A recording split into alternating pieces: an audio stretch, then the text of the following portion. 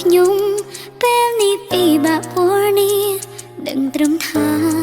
ដូចទូរស័ព្ទចិនអង្គថ្មខ្ញុំចង់សម្រាប់បន្តិចឲ្យបានធូរស្បើយក្រូនមកហើយនឹងដើរទៅមុខបន្ត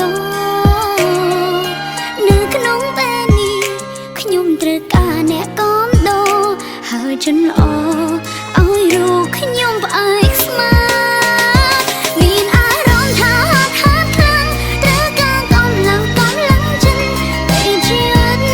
ជួបដងជួបបញ្ហាតើមានរូបប៉ុន្មានអ្នកស្មាក្បែរខ្ញុំពេលសោកាហើយប្រាប់ថាក្រោកឡើងកុំអស់សង្ឃឹម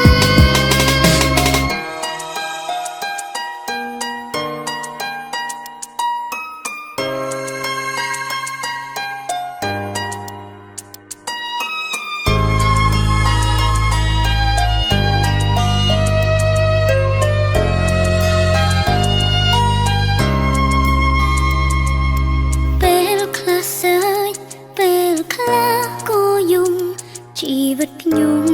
សុំទុំលីគ្នាក្នុងអារម្មណ៍ខ្ញុំពេលនេះពិបាកព្រោះនេះដឹងត្រឹមថាដូចទូរស័ព្ទចិនអង្គថ្មខ្ញុំចង់សម្រាប់បន្តិចឲ្យបាន